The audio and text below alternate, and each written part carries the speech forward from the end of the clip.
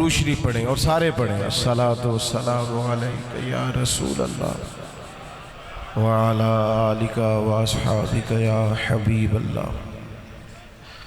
انتہائی عزت و تکریم کے لائق حضرات، علماء کرام، دوستو، بزرگوں اور بھائیوں، میں بالکل جتنے لوگ آپ بیٹھے ہیں نا محفل میں کسی ایک بندے سے بھی اپنے آپ کو افضل نہیں سمجھتا۔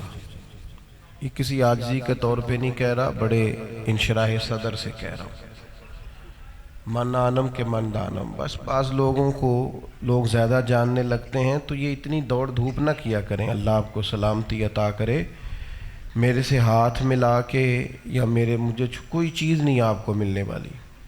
بزرگوں کے ہاتھ چومنے سے فائدہ ہوتا ہے، لیکن میں اس طرح کا آدمی نہیں ہوں۔ میرے لیے آپ دعا کریں گے یا میری کوئی بات مانیں گے تو اس کا مجھے فائدہ ہوگا۔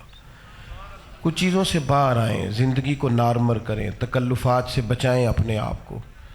ہمیں سنجیدہ ہونا چاہیے، سنجیدگی کی ضرورت ہے۔ کسی شخص سے اگر آپ محبت کریں تو اس کی بات مانیں، یہ زیادہ بہتر ہوتا ہے۔ میں مجبور ہو گیا ہوں، میں نے اب جلسوں پہ جانا کسی حد تک مجھے چھوڑنا پڑے گا، اس لیے کہ مجھے محسوس ہوتا ہے کہ کچھ لوگوں کو تکلیف ہوتی ہے جب دھکے لگتے ہیں، پریشانی ہوتی ہے، بڑی آزمائش ہو جاتی ہے باقی لوگوں کے لیے۔ تو آپ لوگ علماء کو بعض اوقات تکلیف پہنچتی ہے، ٹھیک نہیں چیزیں، مطمئن رہا کریں، اللہ تعالیٰ آپ کو جزائے خیر عطا فرمائے۔ سکون میں رہا کریں، اور پیر صاحب سے، مولوی صاحب سے بھی زیادہ نبی پاک کی محفل کا ادب ہے۔ کوئی بڑے سے بڑے بھی پیر صاحب آ جائیں تو حضور کی نعت کا احترام زیادہ ہے۔ وہ آئے ہیں تو انشاءاللہ بیٹھ جائیں گے، جب پہنچ گئے ہیں تو کچھ بھی نہیں بگڑنے لگا۔ اس لیے آپ لوگ اطمینان رکھیں، اللہ تعالیٰ آپ کو جزائے خیر دے۔ آپ بھی بیٹھ جائیں جی، پیارے بیٹے بیٹھ جاؤ جلدی سے، اللہ آپ کو سلامت۔ اب دو چار باتیں کرنی ہیں، صرف آپ توجہ سے سنیں گے۔ اللہ تعالیٰ نے قرآن مجید میں نبی پاک علیہ السلام کے بارے میں یہ ارشاد فرمایا ہے کہ وَيُعَلِّمُكُمُ الْكِتَابَ وَالْحِكْمَةَ، فرمایا میرے محبوب علیہ السلام تمہیں کتاب سکھائیں گے اور حکمت سکھائیں گے۔ وَيُعَلِّمُكُم مَّا لَمْ تَكُونُوا تَعْلَمُونَ، اور جو تم نہیں جانتے وہ سارا میرے محبوب تمہیں سکھائیں گے۔ اللہ کے پیارے حبیب علیہ السلام نے ہمیں کتاب سکھائی ہے، دانائی سکھائی ہے، حکمت سکھائی، تدبر، فہم و فراست، سمجھداری۔ یہ دنیا کا بہترین مال ہے اگر کسی شخص کو میسر آئے۔ اللہ تعالیٰ نے ہمیں پیارے محبوب علیہ السلام دیے تو حضور انتہائی معاملہ فہمی کے ساتھ، انتہائی تدبر کے ساتھ کتاب و سنت کا علم سکھاتے، اور یہ جو دین کا کام ہے نا، دین کا پیغام ہے، اس میں بھی حضور نے نہایت تدبر سے کام لیا۔ اللہ کریم نے قرآن مجید میں فرمایا ادعو الی سبیل ربک بالحکمہ، جب تم کسی کو دین کی طرف بلاؤ تو پھر بھی دانائی کے ساتھ بلاؤ۔ ہماری سوسائٹی میں بڑی جذباتیت پائی جاتی ہے، جلد بازی کا مزاج نوجوان نسل میں بہت زیادہ آ گیا۔ کسی چیز کو دیکھنا، پھر اس کو سوچنا، پھر اس کو پرکھنا، پھر اس تصویر کے دوسرے رخ کو بھی ملاحظہ کرنا، اس کے مضمرات پر بھی غور کرنا، نقصانات پر بھی غور کرنا، اور پھر کچھ تھوڑے سے فہم کے ساتھ آگے بڑھنا، یہ ہمارا مزاج نہیں رہا۔ بعض بزرگوں کی طبیعت میں بھی بہت جلد بازی ہوتی۔ اپنی مزاج میں دانائی پیدا کی جائے۔ حضور علیہ السلام نے فرمایا حکمت مومن کی گم شدہ میراث ہے مومن کی، اس سے گم ہو گئی ہے، یہ تمہیں جہاں سے ملے اسے لے لو۔ دانائی کے ساتھ حکمت کے حصول کے لیے جد و جہد کرو۔ ہمارے مزاجوں میں تدبر نہیں، ہم کسی سے محبت کرنے میں بھی جلد باز ہوتے ہیں، اور کئی دفعہ نفرت کرنے میں بھی جلد باز ہوتے ہیں، رائے بھی جلدی قائم کرتے ہیں۔ ہو سکتا ہے کسی وقت آپ کو کوئی شخص اچھا کام کرتا محسوس نہ ہو، آپ کو اس کے عمل سے اتفاق نہ ہو، آپ محسوس کرتے ہوں کہ یار یہ اس نے ٹھیک نہیں کیا، لیکن پھر بھی ذرا موقع دیں، سمجھیں۔ کسی نے کہا تھا کچھ تو مجبوریاں رہی ہوں گی، یوں ہی کوئی بے وفا نہیں ہوتا۔ تھوڑا سا اس کے پس منظر کو سمجھنے کی کوشش کریں۔ جب تک تدبر نہیں نہ ہوتا حکمت نہیں ہوتی۔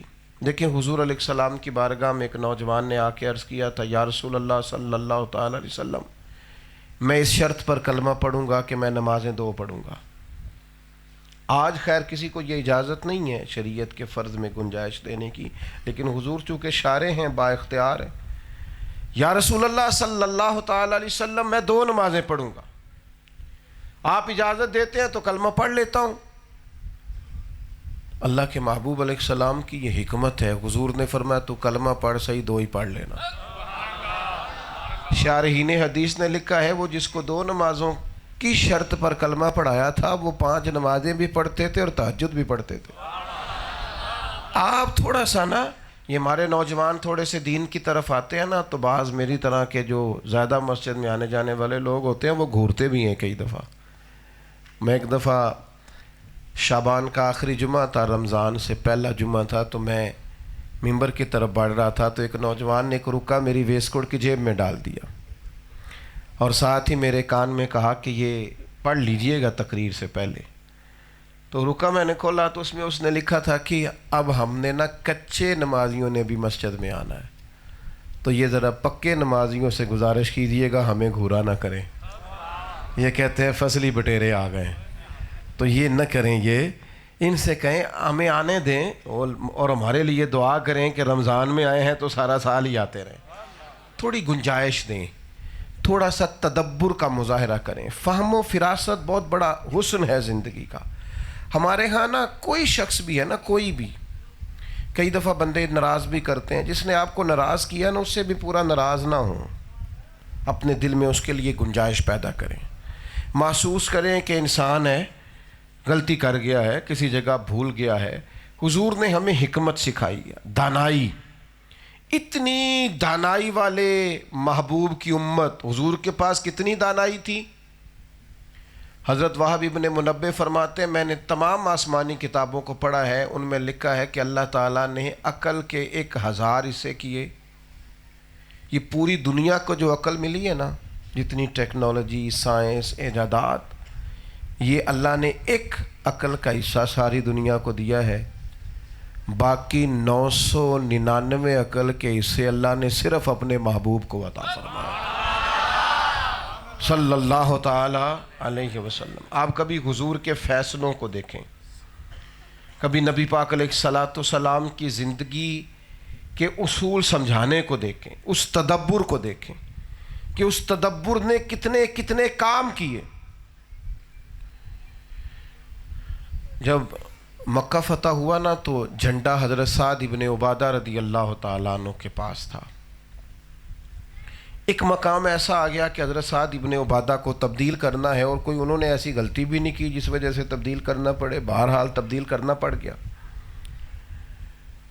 اب اتنا عظیم آدمی، اتنے عظیم صحابی، کوئی ایسی بات بھی نہیں، لیکن ایک معاملہ آ گیا، ایک ٹائم آ گیا کہ جب انہیں تبدیل کرنا پڑے گا۔ بیٹا بات سنیں، اللہ انہوں نے وعدہ تو کیا ہے کہ مووی دے دیں گے، بندے بھی بابا سیانے نے، انہوں نے گل بھی صحیح کی تھی، تو اسی پہ اکتفا کر لیں، آپ کیوں تھک رہے ہیں اتنی محنت کر کے۔ تو اب تبدیل کرنا ہے حضرت سعد ابن عبادہ کو، ضرورت پڑ گئی ہے، وقت آ گیا، بڑا مشکل کام ہے تبدیلی کی جائے، اور اتنے عظیم آدمی کو تبدیل کیا جائے، اور سب کی نظریں حضور کے فیصلے پہ ہیں۔ یہ ذرا دیکھنا، یہ میرے کریم کا طریقہ ہے، رسول پاک علیہ السلام کے مقدس فیصلوں پہ قربان جاؤں۔ حضور نے فرمایا بدل دیا بھائی سعد ابن عبادہ کو۔ حضور نے حضرت سعد ابن عبادہ کو بلا کے فرمایا بھائی اب آپ علم بردار نہیں ہیں، جھنڈا آپ کے پاس نہیں ہوگا، بلکہ جھنڈا آپ کے بیٹے قیس کے پاس ہوگا، آپ کی جگہ آپ کے بیٹے کو جھنڈا دیا جائے گا۔ وہ چاہیے تو یہ تھا نا ان کے دل میں کوئی بات آتی، لیکن وہ پہلے سے بھی زیادہ خوش ہو گئے، کہنے لگے یا رسول اللہ میں خوش نصیب نہیں جس کے بیٹے کو اس کی زندگی میں مدینے والے محبوب نے جھنڈا عطا فرما دیا۔ ایسا تدبر رسول پاک کو اللہ نے عطا فرمایا، ایسی حکمت۔ ہم نہ دانائی کا وہ، چلیں آپ کی بات نہیں کرتا، کچھ لوگوں کی بات کرتا ہوں، آپ تو سیانے لوگ ہیں سارے، کچھ لوگ ہیں میری طرح کے، ان کے پاس فیصلہ آتا ہے، اب دو فریقین کے درمیان انہیں فیصلہ کرنا ہے، لیکن وہ اس طرح کے منصف ہوتے ہیں کہ جو پہلے آ گیا اسی کے ہیں، دوسرے کی بات ہی نہیں سنتے۔ او بھائی آپ رائے تو سن لیں، دوسرے کی بات تو سن لیں، پہلے غور تو کر لیں۔ گھر میں جس نے جو پیغام دے دیا نا، اگر ساس نے پہلے بتا دیا اپنے حق میں تو اسی کے ہو گئے، بہو نے پہلے بتا دیا تو آپ تھوڑا سوچیں، تھوڑا تدبر کریں، جذباتی باتوں میں نہ آئیں، اپنی زندگی معاملہ فہمی کے ساتھ گزاریں۔ میں دیکھ رہا ہوں کہ بہت سارے گھاٹ ٹوٹنے کی وجہ، دوستیاں ٹوٹنے کی وجہ، حتیٰ کہ چلتے کاروبار، دو بزنس پارٹنر تھے، محنت کی، جد و جہد کی، ایسے ہی ایک بندہ بیچ میں آیا حسد کرنے والا، اس نے چار باتیں ادھر سنائیں، چار ادھر سنائیں اور رخصت ہو گئے۔ یہ پوری دنیا پہ مسلمان چھوٹے چھوٹے ٹکڑوں میں کیوں بٹ گیا؟ چھوٹی چھوٹی اپنی اپنی ریاستیں لے کے بیٹھ گئے۔ اتنا سا اسرائیل ہے اور امت کے لیے اس نے شرمندگی بنا دی ہے، فلسطین کے حق میں بول نہیں سکتے۔ وجہ کیا ہے؟ چھوٹی چھوٹی باتوں اور چھوٹی چھوٹی وجوہات کی بنیاد پر تقسیم ہے۔ عقیدے کا مسئلہ تو بنیادی ہے، اس میں کسی سے اختلاف ہوتا ہے تو وہ بنیاد ہے، لیکن یہ جو حکومتوں کے اختلاف ہیں یہ ذاتی ہیں، یہ نظریاتی نہیں ہیں، یہ اپنی اپنی حکومتیں پکی کرنے کے لیے لڑائیاں ہیں۔ تدبر نہیں ہے، دانائی نہیں ہے، حکمت نہیں ہے، ہو جاتا ہے رائے کا اختلاف۔ حضرت مولا علی شیر خدا اور سیدنا امیر معاویہ رضی اللہ تعالیٰ عنہ کے درمیان اختلاف تھا، تو روم کے بادشاہ نے خط لکھا حضرت علی کو کہ میں آپ پر حملہ کرنے والا ہوں، تو چاہیے تھا نا جواب حضرت علی دیتے، لیکن جواب حضرت امیر معاویہ نے دیا۔ فرمانے لگے تو ہمارے اختلاف سے فائدہ اٹھا کے حملہ کرے گا، تو ایک دفعہ جرت تو کر، اگر تو نے مولا علی شیر خدا کی طرف دیکھا تو شیر خدا سپہ سالار ہوں گے اور امیر معاویہ ان کے سپاہی ہوں گے، اور ہم مشترکہ تیرے خلاف نکلیں گے۔ یہ تدبر ہے مسلمانوں کا، یہ حکمت ہے۔ کہیں اختلاف ہو بھی جائے تو آپ دانائی کے ساتھ اپنے اوقات کو گزاریے۔ اتنی جذباتیت، اتنا شکوہ، رشتے بننے میں بھی تیزی ہے، ٹوٹنے میں بھی تیزی ہے۔ کورے ورق کتاب نہیں ہوندے، پتھر دل گلاب نہیں ہوندے، بلیا پہلوں ہی سوچ کے لائیں پھر یارہ نال حساب نہیں ہوندے۔ اپنی زندگی میں تھوڑا سا حوصلہ، سوچ سمجھ کے چلیں، تھوڑا غور کریں۔ ہمارے ایک استاد صاحب تھے، تو جو طلبہ فارغ ہوتے نا ادارے سے، ان میں سے بعض کو وہ مدرس کے لیے انتخاب کرتے کہ آپ تدریس کریں گے، تو ایک بات کرتے، وہ کہتے بیٹا کسی طالب علم سے ضد نہیں پیدا کرنی۔ طالب علم سے ضد استاد صاحب وہ کیسے ہو جاتی ہے؟ تو وہ کہنے لگے کسی طالب علم کو آپ نے ڈانٹا، وہ گھر والوں کو لے آیا یا کمیٹی سے بات کر دی، آپ کی وقتی طور پہ سبکی ہوئی، کسی جگہ آپ پریشان ہوئے، پھر نا وہ معاملہ جب رفع دفع ہوتا ہے تو بعض ٹیچر کیا کرتے ہیں، وہ اس شاگرد کی ضد پیدا کر لیتے ہیں، اسے بلا وجہ بھی ڈانٹا جاتا ہے۔ بچہ ہے، ایک دفعہ نہیں غلطی کرے گا، 20 دفعہ کرے گا۔ آپ کو یہ ہوتا ہے، یہ ہم اپنی اولاد کے ساتھ بھی کرتے ہیں، یہ محلے کے اندر بھی ہمارے، او بھائی ایک غلطی تھی ہو گئی۔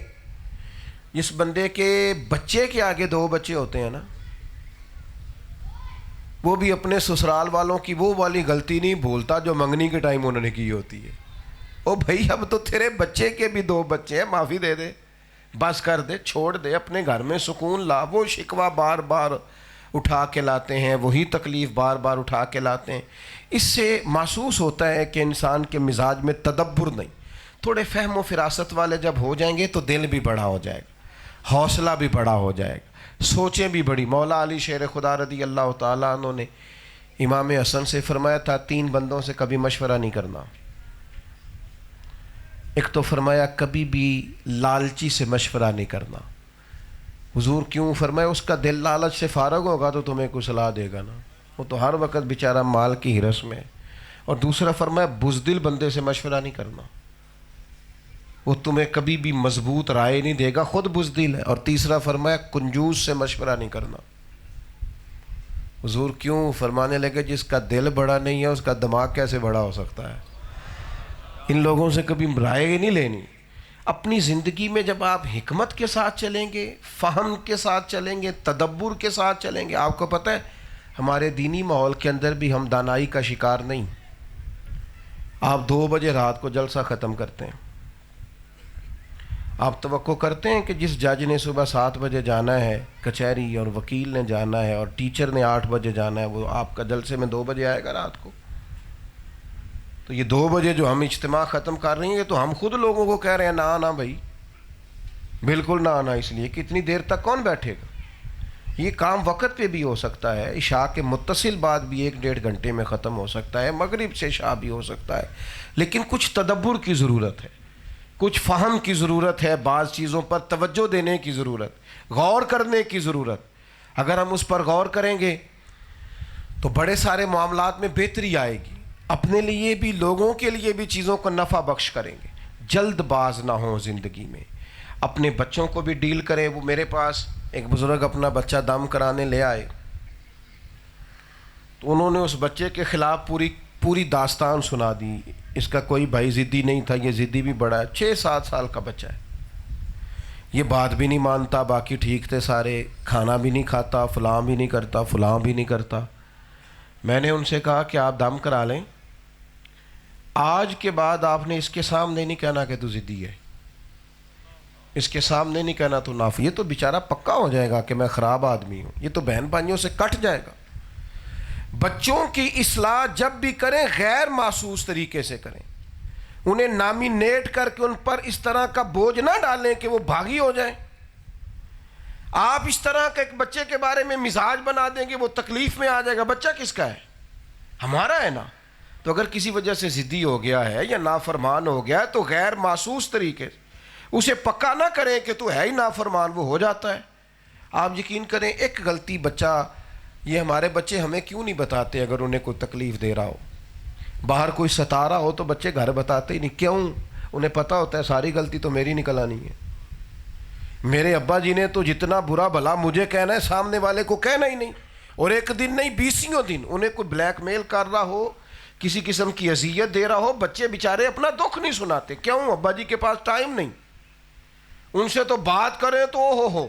بعض اس طرح بھی کرتے ہیں کہ وہ کاروبار نہیں چل رہا تو گھر میں آ کے وہ لیکچر شروع کرتے ہیں، تسی نماز نہیں نہ پڑھتے تا میرا کام نہیں چلتا، قرآن شریف نہیں نہ پڑھتے۔ او بھائی نماز کی تقریر باہر ہوتی ہے، گھر میں نہیں ہوتی، گھر میں نماز کی تقریر نہیں چلتی، گھر میں نماز آپ پڑھیں، آپ پڑھیں گے تو بچے بھی پڑھیں گے، آپ فجر میں اٹھیں گے تو بچے بھی اٹھیں گے، آپ قرآن پاک پڑھیں گے تو بچے بھی قرآن پاک، لیکن وہ کام تدبر سے کریں، دانائی سے کریں، اس کو آپ دیکھیں، اس پر آپ غور کریں کہ کون سی نفسیاتی مسائل ہیں جن پر توجہ دینے کی ضرورت ہے۔ اگر آپ کا بچہ ڈر رہا ہے تو آپ دیکھیں اسے طاقتور کیسے کرنا ہے، اگر وہ پڑھ نہیں رہا تو آپ علمی ماحول بنائیں، آپ اس کے سامنے کتاب، ابا جی اگر موبائل لے کے بیٹھے ہیں تو بچے کو کیسے منع کرتے ہیں تو موبائل نہ چلا؟ اگر وہ 24 گھنٹے خود اسی کام پہ لگے ہوئے ہیں تو بچے کو کیسے وہ منع کر سکتے ہیں؟ تو زندگی حکمت سے گزارے۔ میں نے زیادہ باتیں نہیں کرنی، اللہ کے رسول صلی اللہ تعالی علیہ وسلم ہمیں دانائی سکھانے آئے، اپنے معاملات کے اندر تدبر پیدا کریں، کچھ غور و فکر کے بعد اپنی چیزوں کو لے کے چلیں، آپ دیکھیں گے چیزیں بہتر ہو جائیں گی۔ حضور علیہ الصلوۃ والسلام تشریف لے جا رہے تھے، حضور تشریف لے جا رہے تھے مکہ مکرمہ سے مدینہ طیبہ ہجرت کر کے، تو محبوب کا جی چاہا کہ میں بیت اللہ شریف کی اندر سے زیارت کروں، جی چاہا حضور کا۔ ہمارے بعض حکمران بھی کہتے ہیں کہ ہم جناب کعبے کے اندر گئے، تو میں کہتا ہوں بہت بڑی سعادت ہے بھی، اللہ نے آپ کو توفیق دی، لیکن کعبے کے اندر جانا اتنا کمال نہیں، کعبے والے کی بات ماننا زیادہ کمال ہے۔ ہاں اندر تو بہت بھی رہے ہیں نا بڑا عرصہ 360، تو اندر جانا اتنا کمال نہیں جتنا کعبے والے کی بات مانے آپ۔ اب یہ بتائیں آپ نے کعبے والے رب کی بات کتنی مانی ہے؟ میں اندر گیا تھا، میں نے فلاں کو نے، وہ اچھی بات ہے بھائی، کون کہہ رہا ہے سعادت نہیں، پر پھر آپ پر اثر کیا ہوا، نتیجہ کیا نکلا؟ اللہ کے محبوب علیہ السلام کا ارادہ مبارکہ ہوا کہ میں بیت اللہ شریف کے اندر سے زیارت کروں۔ عثمان بن طلحہ کے پاس چابی ہوتی تھی، حضور فرمانے لگے چابی دو ذرا بیت اللہ کی زیارت کرنی، کہنے لگے نہیں دوں گا میں آپ کو، مسلمان نہیں تھے ابھی۔ آپ اس بات پر غور کیجئے گا کہ قلب اطہر پر کتنی تکلیف ہوئی ہوگی کہ حضور بغیر کعبے کے اندر سے زیارت کی مدینے چلے گئے،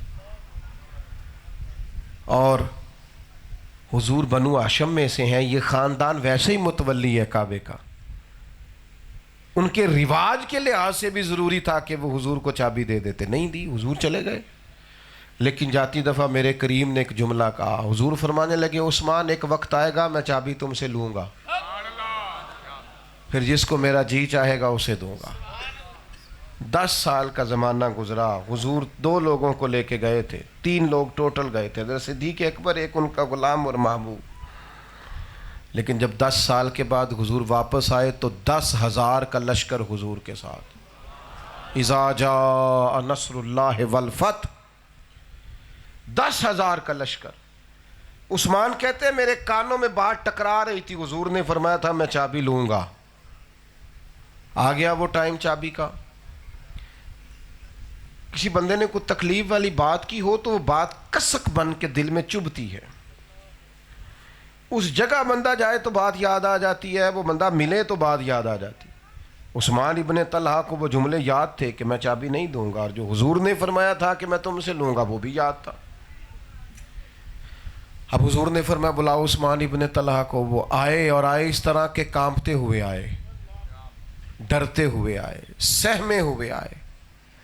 چابی لا کے حضور کو پیش کی، نبی کریم نے چابی لی، بت توڑے، کعبے کو اندر سے ساری صفائی کرائی۔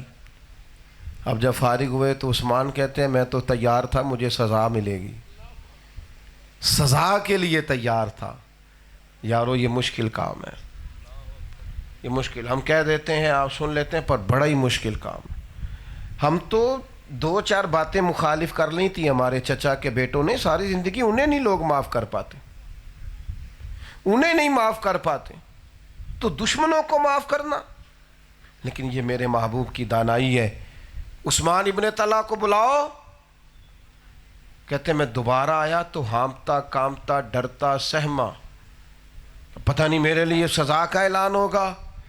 لیکن حضور مسکرائے اور فرمانے لگے پہلے چابی تمہاری خاندانی وراثت تھی، میں نے لے لی، اب میں دوبارہ تمہیں دیتا ہوں، اب تم سے قیامت تک تمہاری نسل سے بھی کوئی نہیں لے گا۔ کریم محبوب نے چابی بڑھائی تو عثمان کہتے ہیں لوگوں وہ چابی نہیں میری طرف آ رہی تھی، ایمان آ رہا تھا۔ وہ چابی آنے سے پہلے میں نے اپنے دل میں فیصلہ کر لیا کہ مدینے والے کا کلمہ پڑھ کے مسلمان ہو جائے۔ آپ کا تدبر تو لوگوں کو قریب لا سکتا ہے، حکمت تو قریب لا سکتی ہے، لیکن بعض لوگوں کا خیال ہوتا ہے کہ او ہو جناب میں بڑا جلالی ہوں، سارے مجھ سے ڈرتے ہیں۔ آپ سے ڈرتے نہیں، جان چھڑاتے ہیں، وقت پاس کرتے ہیں۔ ہوتے ہیں نا جی دماد صاحب، وہ کہتے ہیں جی میں جاواں تے انہاں دی جا نہیں ہو بولن، تو ظاہر ہے آپ بلیک میل کرتے ہیں ان کی بیٹی کی وجہ سے، تو کیا کریں گے بیچارے، ڈرنا ہی ہے۔ وہ آدمی بدتر ہوتا ہے جس کے شر سے بچنے کے لیے لوگ اس کی عزت کریں، وہ آدمی کمال ہوتا ہے جس کی عزت کرنے کو دل چاہے، طبیعت چاہے۔ میں بات ختم کرنے لگا ہوں، آپ زیادہ غور کریں گے۔ ایک تو اپنے گھر کے اندر تدبر والا معاملہ رکھیں۔ عورت کی عقل بیچاری کی کمزور ہوتی ہے، جو کہے گا میں نے سیدھی کرنی ہے وہ توڑ ڈالے گا۔ آپ اس کے ساتھ اس طرح کا اس نے سلوک کریں کہ حضور نے فرمایا تم میں سے بہتر وہ ہے جو اپنے گھر والوں کے لیے بہتر ہے، میں تم سب سے زیادہ ان کے حق میں بہتر ہوں، اپنے اہل خانہ سے، اپنے بچوں سے، اور سب سے زیادہ ضرورت ہوتی ہے بوڑھے لوگوں کو، بزرگوں کو۔ بندہ ضعیف ہو جاتا ہے نا تو اس کے قوا کمزور ہو جاتے ہیں، اس میں جذباتیت بڑھ جاتی ہے، اس کا دل چاہتا ہے کوئی مجھ سے اونچے والیوم میں بات بھی نہ کرے۔ اپنے دل کو اپنے بزرگوں کے حق میں نرم کریں، اگر کبھی وہ سخت بات کریں بھی اس کو سہیں، اس کو برداشت کریں، اپنی طبیعت کے اندر اپنے بزرگوں کے لیے بے انتہا نرمی طے کر لیں کہ کبھی ان کے سامنے اوف نہیں کرنا، اونچی آواز میں بات نہیں کرنی۔ آپ یہ کر کے دیکھیں، جن کے سر ماں باپ کے سامنے جھکتے ہیں اللہ انہیں بلندیاں عطا فرماتا ہے، اللہ انہیں اعزاز دیتا ہے۔ کبھی کسی مقام پہ ایک ضعیف عورت ایک دفعہ مجھے ملی، ان کے بچوں کا میرے پاس آنا جانا تھا، تو کہنے لگی پیر صاحب میں منڈیا نو آکھو مینو خرچہ پاویں صحیح تھوڑا دین کرن پر میرے نال بولن ٹھیک کرن۔ جدو اچھا بول دینے تو پھر مینو کئی راتاں نیند نہیں آتی، کو میرے ساتھ بولیں ٹھیک۔